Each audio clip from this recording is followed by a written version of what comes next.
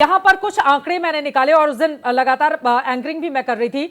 जिस समय राजस्थान के रिजल्ट आए थे उस समय थोड़े समय के लिए प्रधानमंत्री जाते हैं, उसके बाद दूसरी जगह चले जाते हैं। छत्तीसगढ़ हो, मध्य प्रदेश हो, वहां पर इतना तामझाम जो हम लगातार हरियाणा या फिर महाराष्ट्र में देख रहे हैं, ऐसा कुछ आयोजन नहीं था।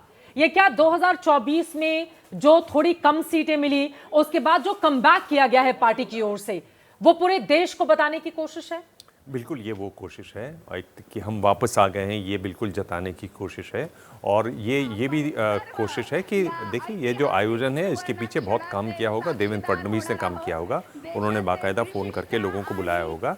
ये वो बताने की कोशिश है कि अब मैं आ गया हूँ, मैं लौटूंगा, जो वो कहते थे। तो वो अब ये बता रहे हैं कि देखिए, मैं अब आ गया हूँ, मैं सबको दिखाई दे रहा हूँ। आप देख लीजिए, फिल्मी सितारों को भी दिखाई दे रहा हूँ, उद्योग जगत को भी दिखाई दे रहा हूँ, राजनेताओं को भी दिखाई दे रहा हूँ। पर आप ये देखिए, इनमें कई चेहरे मायूस भी आपको लग रहे हैं, ये जो आपको इस समय पर्दे पर दिखाई दे रहे हैं। आपको नाम लेकर बताना होगा मायूस चेहरे कौन कौन से हैं। ये मुश्किल है चित्रा के साथ। चित्रा जो है बिल्कुल नेल करना चाहती हैं, पर देखिए, जैसे बीजेपी के अध्यक्ष हैं, इस समय वो उनका टर्म खत्म होने वाला है। उनके संबंध हम जानते हैं आरएसएस से कैसे रहे, जो बातें उन्होंने कही आरएसएस के बारे में, तो वो एक पूरा अध्याय अपने आप में खत्म हो रहा है।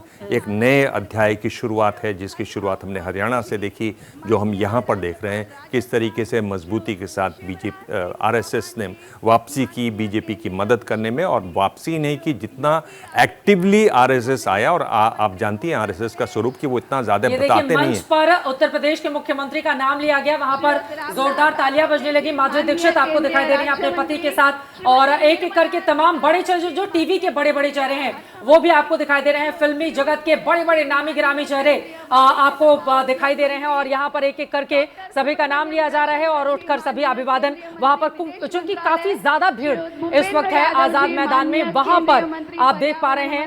और भूपेंद्र यादव की भी एक बड़ी भूमिका रही। भूपेंद्र जी की बड़ी भूमिका रही। भूपेंद्र जी बहुत साइलेंटली काम करने वाले हैं, बहुत मेहनत करते हैं, जहाँ भी जाते हैं बिल्कुल एकदम जम जाते हैं। 2-3 महीने वहाँ पर लगातार जमे रहे, और उन्होंने जो मेहनत की वो रंग भी लाई। इतनी जोरदार जो जीत हुई वो दिखाती है।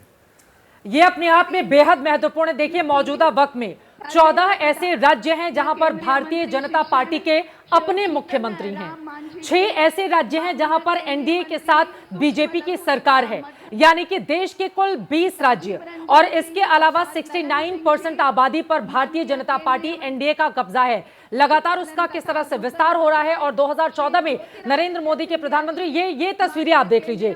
देश की जो मौजूदा स्थिति है, ये मैप भी अपने आप में काफी ज्यादा महत्वपूर्ण है। वो कौन कौन से राज्य हैं? उत्तर प्रदेश 2 बार जीते, महाराष्ट्र में लगातार तीसरी बार सबसे बड़ी पार्टी बनकर उभरी भारतीय जनता पार्टी। 19 का अगर वाकया नहीं होता तो तीसरी बार वहां पर एक अलग तरह की स्थिति रहती। मध्य प्रदेश में 2003 से लगातार, बीच के अगर 2018 से 1.5 साल छोड़ दें तो बीजेपी की सरकार रही। गुजरात 1995 से भारतीय जनता पार्टी जीत रही है, और इस बार तो शानदार प्रदर्शन करते हुए हमने 2022 के दिसंबर महीने में देखा।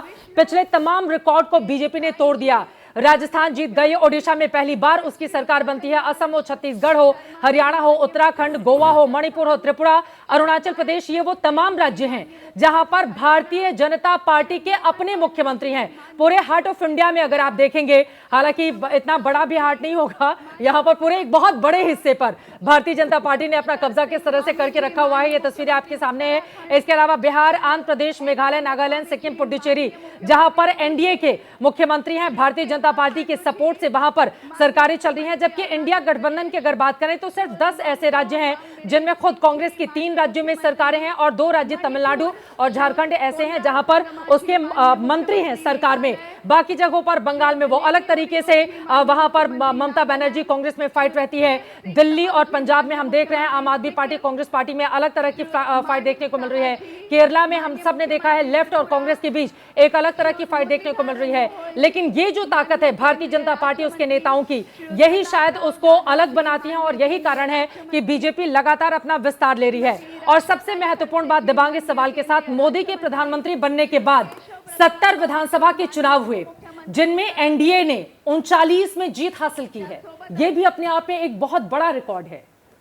जी हाँ, बिल्कुल। देखिए, जिस तरह की जिस तरह की इम्पोर्टेंस मोदी देते हैं विधानसभा चुनावों को, जिस तरह से रणनीति बनाई जाती है, जिस तरह से लड़ा जाता है, जिस तरह से उसका हल्ला होता है, जिस तरह से सघन प्रचार करते हैं प्रधानमंत्री जी, मेरे ख्याल से एक बड़ी वजह वो भी है। और अगर आपको याद हो तो जब ये सरकार बनी थी तभी पार्टी अध्यक्ष थे अमित शाह, और उन्होंने कहा था कि भाई अब हमें लंबे समय तक सत्ता में रहने की आदत डाल लेनी चाहिए, अब हम सत्ता में रहने वाले हैं। तो वो उन्होंने वो बार बार जो भी चुनाव जीतते हैं बार बार उन्होंने वही करके दिखाया। और एक तरीके से खुला मैदान भी था क्योंकि सामने विपक्ष कोई था नहीं। जो रीजनल पार्टीज जहाँ जहाँ रही वहाँ उनको ज़रूर थोड़ी बहुत मेहनत करनी पड़ी, बाकी जहाँ भी कांग्रेस रही वो एक तरीके से सिरे से उखड़ गई, और जहाँ से एक बार कांग्रेस उखड़ी वहाँ वो वापस लौट नहीं पाई।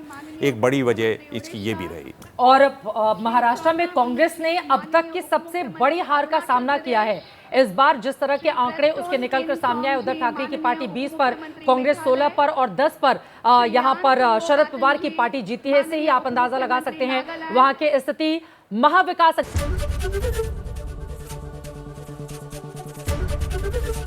एबीपी गंगा, खबर आपकी, जुबान आपकी।